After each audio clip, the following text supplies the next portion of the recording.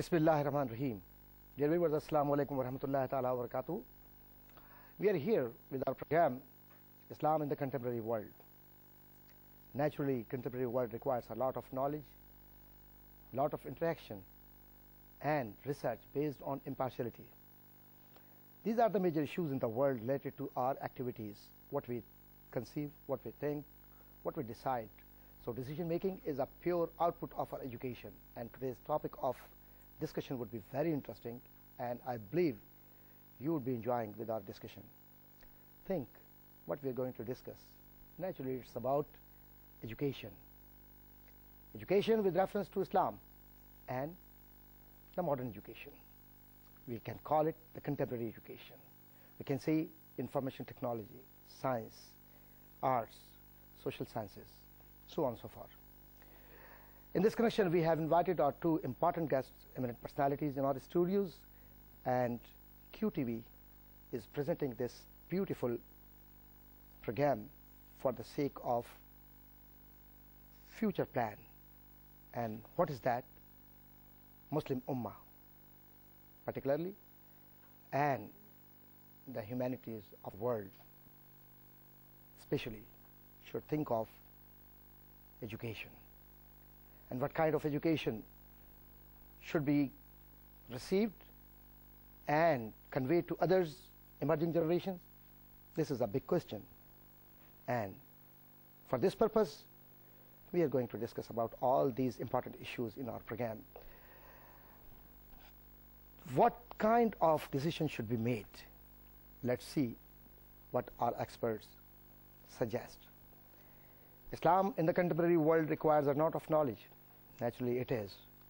For this, we have invited our eminent personalities regarding academic atmosphere, creating a beautiful environment with reference to education. So our first guest speaker, our participant who would be discussing about our program, Islam with reference to education and the Western education, would be discussed Prof.Dr.Pirzada Qasim Raza Siddiqui. He is here with us. Prof.Dr.Pirzada Qasim Raza Siddiqui, we welcome you in our program Islam in the Contemporary World. Thank you very much. Our second guest for the program is another most important personality in education.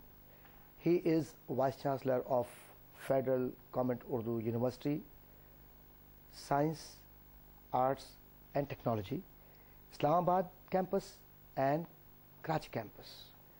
I mean Professor Dr. Muhammad Qaiser. Professor Dr. Muhammad Qaiser, we welcome you in our program. Thank you very much. You're welcome, more than welcome. So beginning our program with Professor Dr. Pirzada Siddiqui Sahab, how do you conceive our today's environment of education for Muslim Ummah? Well, I feel when I look at the Islamic Ummah and analyze the situation,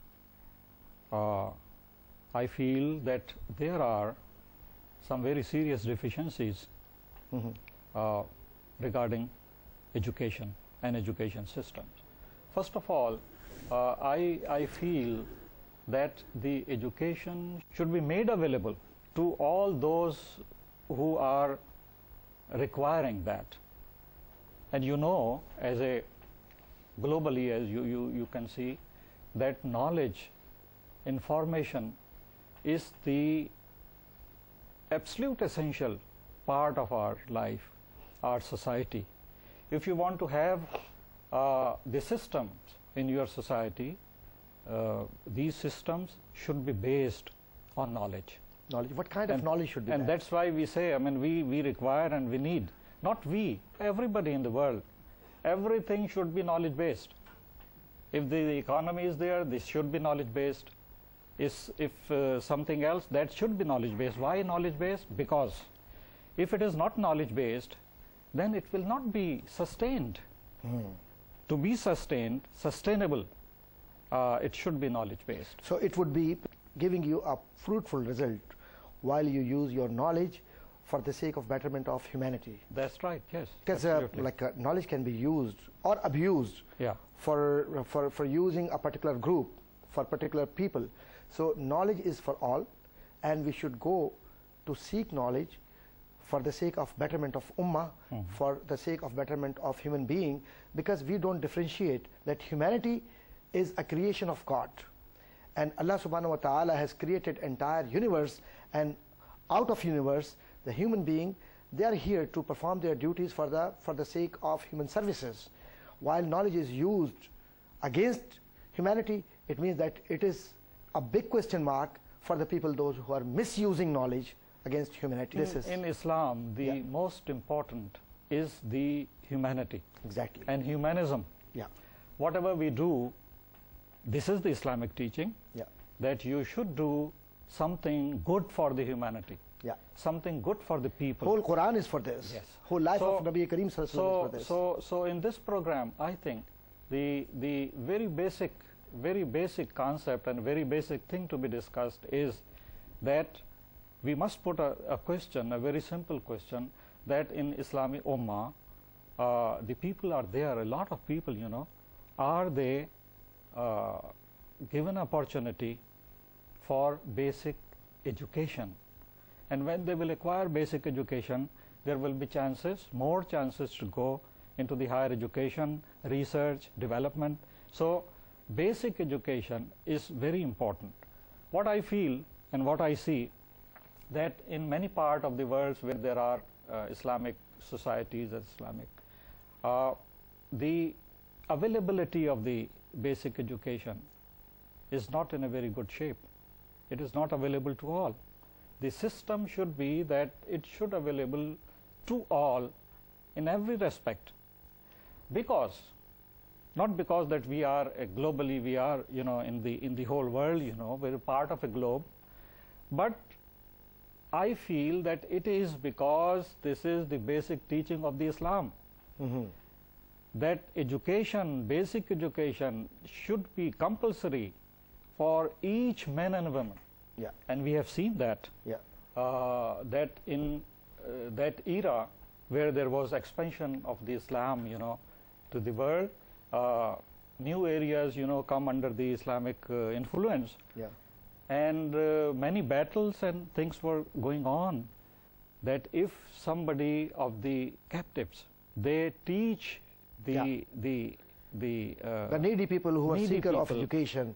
Say, for example, 10 people, if you teach 10 people, you know, and make them understand reading and writing, you know, so you will be free. Yeah, and this is really very interesting and meaningful discussion today. And my viewers, I believe that you're always with us, and still you'll be watching this program. But we'll have to go for a short break. We'll be coming soon. Please stay with us. Welcome back in our program, Islam in the Contemporary World. We are discussing about education, and Professor Dr. Qaiser is here. How do you share your thought regarding? You know, this is the world of competition. Okay. And this is the world of the science and technology. Okay. And this Muslim Ummah, if you see all the Muslim countries, they are lagging behind from the developed world. And what is the reason behind it? The reason behind is this, that we have not given the due attention to the education, to the knowledge, and we have given attention to the other things. So the reason that the first thing, if we want to compete with this world, that we have to give the due share of the education, we have to give the attention to the knowledge, because it's a knowledge-based economy, it's a knowledge-based society, and there are many ways to increase the knowledge. And there are many other arguments which we can do it. There is only one thing, we cannot say that the knowledge or the education is meant only for earning the livelihood. It's to produce the good citizens for the betterment of the society, for the betterment of the country, for the betterment of the communities. And this is the basic education of the Islam as well. That Islam has always stressed for the community, for the betterment of the society, is to produce the persons who can give some good things to the society. So actually we are not doing the service, or we are not following the teaching of the Islam.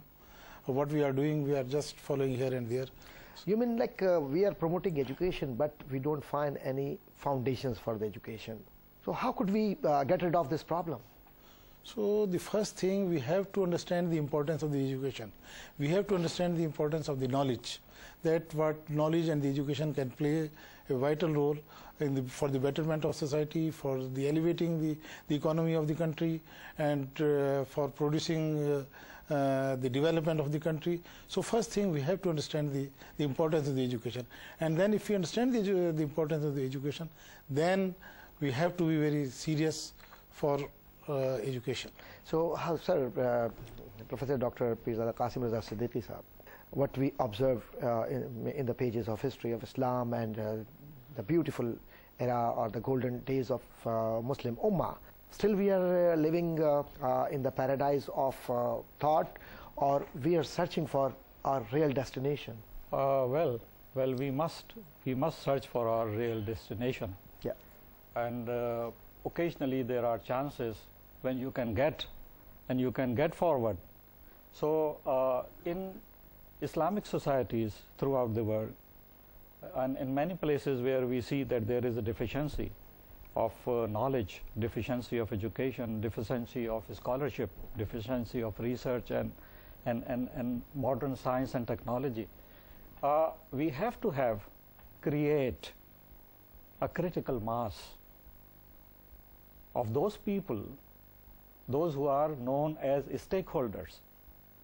That means we have to begin with the government of the respective countries, Islamic countries, Muslim countries, that they should put the education, first the basic education and then with the higher education as well, on the list of the priorities. Don't you think that scholars have been neglected from society? Yes, I think the role of the scholars is immense, and I don't see much of the scholars, contributing, interacting, and one reason is that for instance, in many countries, still education is not on the list of the priorities of the government. Unfortunately. This is very unfortunate. Unfortunately. But when you have it on the priority, then you have to show the political will of the government that they are going to spend, a lot of money on education, which is required. For example, 4% of the GDP, now it became 6% of the GDP is required for the minimal activity of the education in the countries. So be prepared yourself and provide that much, and then simultaneously go, because I said, the stakeholders. The stakeholders mean the government, the stakeholders mean the students, those who are going to be benefited by the parents, the other agencies and bodies. Okay, your whole community is based on... That makes a critical mass. Exactly. And when there is a critical mass, the interaction and reaction starts, and things goes towards the betterment. So gradually, meaningfully, I say, those who are not sending their children to the educational institution, or either the educational institutions are not available, they have a different mindset at the moment. We have to change that mindset, that the only way to be prosper, to be good in society globally, is to join education and join the knowledge-based systems. So the mindset is to be changed, and that will come gradually when there will be a government support, there will be support from the people, the stakeholders, the mindset will start changing. And with the change of mindset, you can do a great job. Yeah. So you think the Muslim Ummah is missing something regarding spirituality or the training or purification of heart and the taqwa? Because ulama or the scholars are responsible to promote all these things, and we see, alhamdulillah, our mosque, our masajid are full, and our youngsters, they go to mosque, to Islamic centers, and they have interaction with Muslim scholars, but still we're in search of destination. So who should come forward to perform duties, as in past we see? So all these scholars, we don't find such scholars in our today's community, or there are scholars, but who goes to them?